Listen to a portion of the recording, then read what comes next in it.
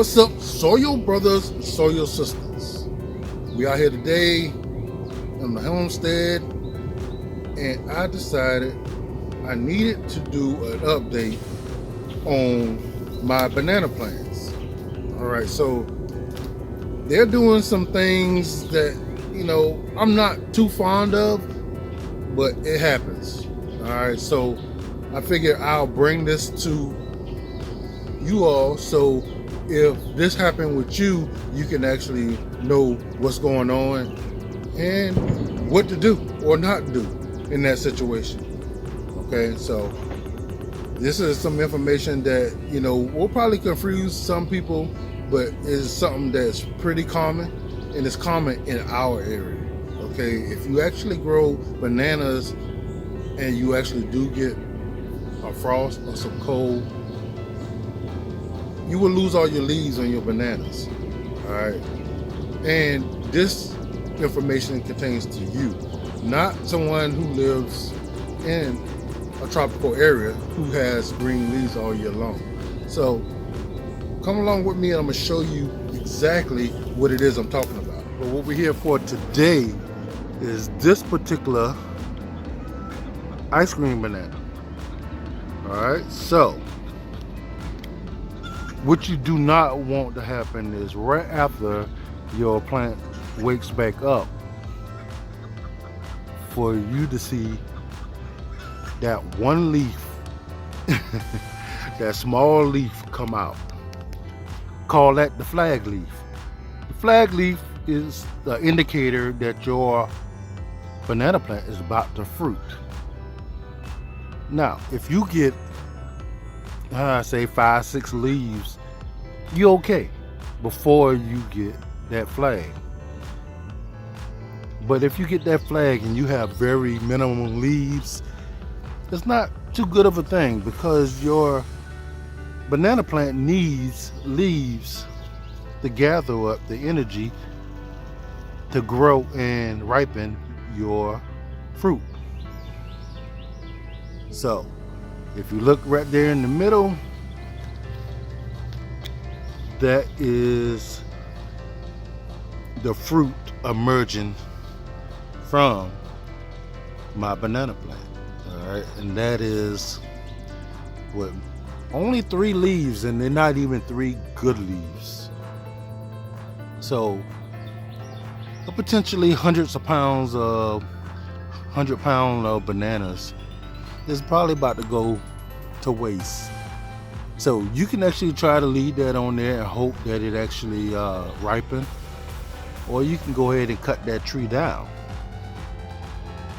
and allow the energy from that plant to go ahead and transfer to the others and get fruit from one of the other plants.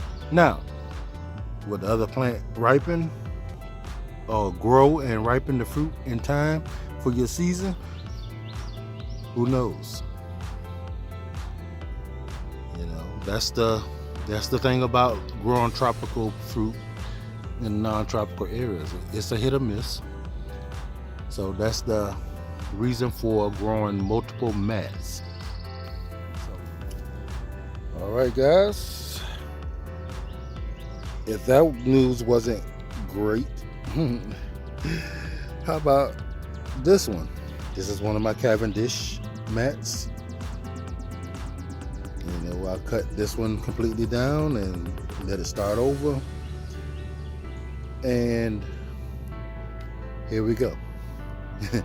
One leaf, the flag leaf, and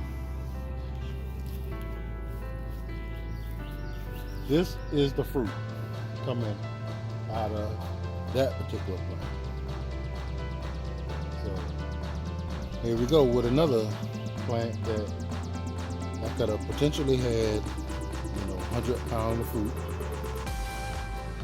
that not gonna actually do me no good. So like I said, I could leave it on there, and if you remember last year, I did the same thing with one of the ones in the front, but I left it. It took the whole season for them things to get big enough for me to harvest, and they never did ripen on the tree.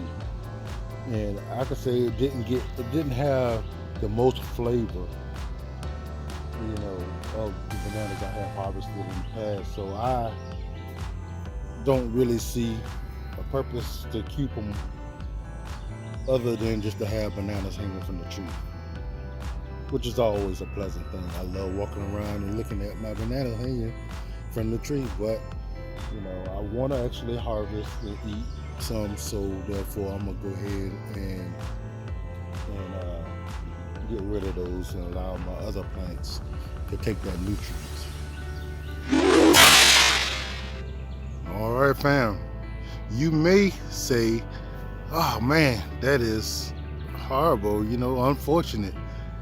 Got 2 bunches of bananas that you're not going to be able to eat, that ripened and plenty, that actually came out in plenty of time to be eaten, harvested and eaten. This is another one of my ice cream banana mats. All right, so this one only has 2 very small leaves,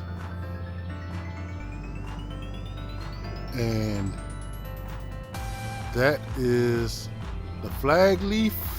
One of them is the flag leaf, and the other one in the center is the fruit. Okay, so that is the fruit emerging from the center of that one. Yes, I have 3 bunches of bananas that have come out, and I am not going to get to enjoy this season. But I do have some healthy plants on each one of those mats that potentially will grow and produce me fruit this season, amongst the other mats that I have. So, these are the reasons why I try to have multiple mats, just because if one of them or a few of them perform like this, I still will get bananas for the season. All right, so, it's the love of growing, and these things, they get massive and they are beautiful. And I'm hoping that the one right here will be the one that gives me fruit in the next couple months. So we're gonna see how that works. All right. So guys, if you have not, like, share, subscribe, ride this journey with me. We're gonna see exactly what we can do with these bananas this year. Okay, so I have taken you from the spring, the fall, through the winter. Now we're in the spring, and we're gonna see exactly what the summer will bring. All right, so one thing I did want to add,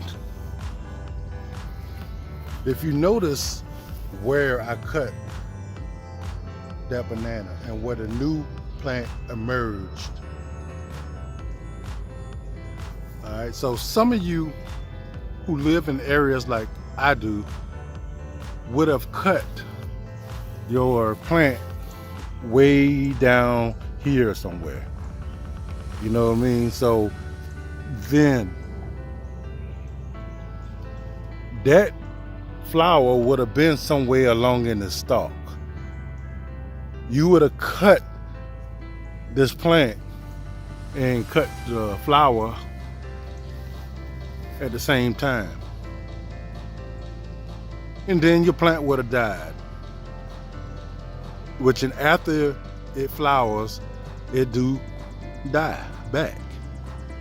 And some people would think it was the cold that killed it, and it wasn't. It was because you had an emerging flower in your banana plant, and you cut it and it died. All right, so I say that to say, only cut it as far as you need to. Some of it will get frozen back. Once the weather start getting warm, you can feel where it's still good, and you can cut at that particular point. But if you cut too low, you may get your flower. So hopefully if it's in the stem, you will get enough leaves so when the flower do come out, it can ripen. So so I wanted to add that because I noticed that a lot of people think that when they cut some of their plants back and they die, that it was because of the cold. Sometimes it's just because your plant was ready to flower and you cut the flower in the stem. So just keep that in mind. Till the next time, peace.